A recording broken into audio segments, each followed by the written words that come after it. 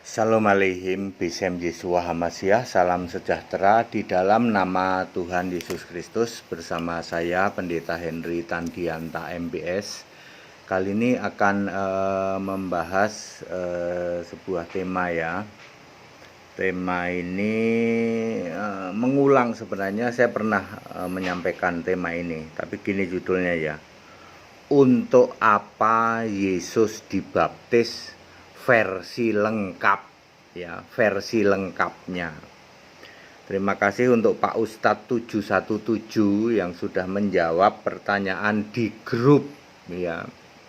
Ya, kita maklum Pak Ustadz ini masih menyandang dua status. Jadi Ustadz iya, tapi sudah dibaptis. Ya, nggak apa-apa, nanti Pak Ustadz akan dipakai Tuhan pada waktunya ya Pak ya. Terima kasih Pak. Ini tulisannya Pak Ustadz menjawab pertanyaan dari grup Staol ya. Untuk apa Yesus dibaptis? Versi lengkap. Kalau kita membaca Lukas 3 ayat 3 dan 4, bertobatlah, beri dirimu dibaptis, maka Allah akan mengampuni dosamu.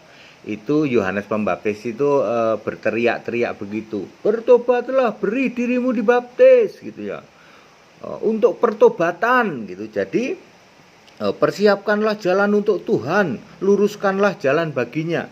Jadi baptisan Yohanes itu untuk pertobatan orang yang dosa ya, lalu tobat. Dosa dari apa Pak orang Israel? Dari Talmud.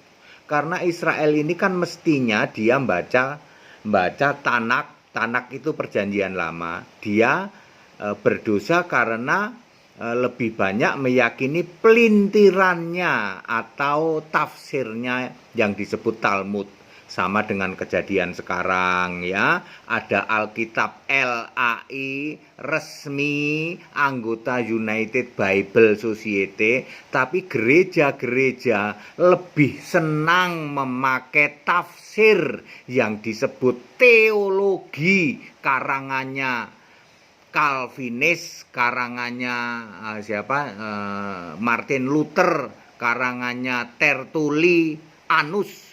Gereja-gereja, pendeta dan romo lebih percaya tulisannya Anus daripada Alkitab terbitan LAI yang jelas-jelas anggota United Bible Society. Sama, orang Yahudi juga dulu gitu, tegar tengkuk, lebih percaya Talmud. Talmud itu tafsirnya Tanak ya, daripada percaya Tanak. Maka Yohanes berseru-seru, bertobatlah. Tobat dari mana? Tobat dari Talmud. Ayo kembali ke Tanak ya, ke perjanjian lama ya.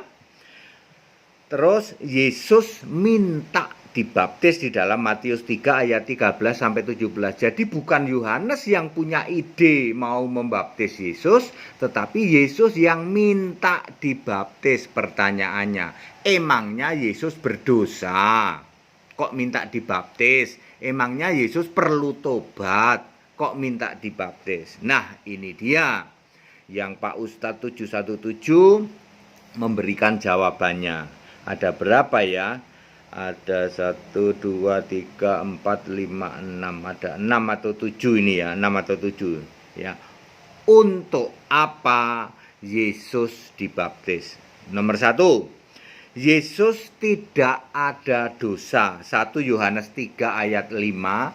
Dan Yesus tidak berbuat dosa. Ibrani 4 ayat 15. Jadi Yesus minta dibaptis tidak untuk bertobat, bukan lambang pertobatan Yesus, sebab Yesus tidak berdosa dan padanya tidak ada dosa. Nomor 2, terjadi pada umur 30 tahun ya, saat mulai melayani. Lukas 3 ayat 23. Jadi Yesus dibaptis itu sudah gede ya, sudah dewasa ya, bukan anak-anak. Lalu alasan nomor 3, dibaptis untuk approval atau persetujuan dari Roh Kudus, persetujuan dari Allah Bapa, persetujuan dari Yang Maha Mulia, yaitu dengan terdengarnya suara, inilah anakku yang kukasihi, kepadanya lah aku berkenan, di dalam Matius 3 ayat 17. Suara siapakah itu? Suara Bapa, Pak. Mustahil Bapa tidak pernah memperdengarkan suaranya. Yohanes 5 ayat 37. Kalau gitu suara siapa, Pak? Baca 2 Petrus 1 ayat 16 sampai 27. Sampai 21. Suara siapa? Suara Allah Bapa. Allah Bapa beda ya, Pak, dengan Bapa? Beda. Allah Bapa, suara Allah Bapa, suara Yang Maha Mulia, yaitu suara Roh Kudus. Sebab kalau Roh Kudus bisa ngomong, Kisah 13 ayat 2, ya. Berkatalah Roh Kudus. Kalau Roh Kudus itu bisa ngomong, kalau Bapa tidak bisa ngomong. Ya, kasihan ya para pendeta Karatan Lumutan yang mengatakan itu suara Bapa. Lah iya, kamu nggak bisa baca ya, buta huruf ya, nggak bisa baca Yohanes 5 ayat 37. Bapa itu nggak bisa ngomong. Kalau yang bisa ngomong itu Roh Kudus. Ya, Kisah 13 ayat 2. Maka pasti bahwa suara itu datang dari Roh Kudus. Kemudian alasan nomor 4, Yesus dibaptis sebagai awal untuk melayani, ya. Awal untuk melayani, sehingga Yesus ini menjadi utusan, ya. Utusan di dalam Yohanes 17 ayat 3, karena ya menjadi utusan, ya. Oke, menjadi utusan itu atas alasan nomor 4. Alasan nomor 5, karena Yesus ini menjadi utusan, maka sedikit lebih rendah dari malaikat.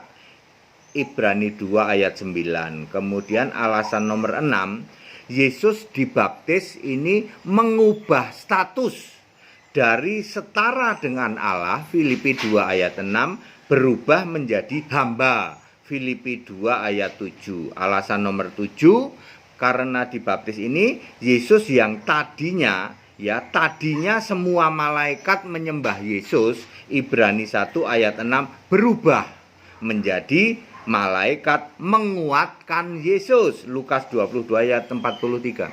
Jadi clear, Yesus dibaptis itu ya untuk approval, lalu merubah status dari setara dengan Allah menjadi hamba. Otomatis tadinya disembah oleh malaikat, menjadi malaikat itu menguatkan Yesus. Padat, singkat, dan clear. Terima kasih Pak Ustadz untuk tulisannya, ya. Ya Pak Ustadz, luar biasa ya, akan dipakai oleh Allah pada waktunya nanti. Bapak Ibu Saudara, para pendeta yang mengajarkan hal-hal yang tidak alkitabiah, Yesus dibaptis begini begitu, ya. Ya, dengerin nih Pak Ustadz, ya. Pak Ustadz, ya, jauh lebih pinter dari kalian pendeta-pendeta yang gelarnya doktor, yang cuman karatan lumutan. Anda tidak akan bisa jawab nih. Ya, untuk apa Yesus dibaptis? Ya, ini luar biasa nih Pak Ustadz, ya. Saya membaptis beliau di Yogyakarta beberapa minggu lalu lah.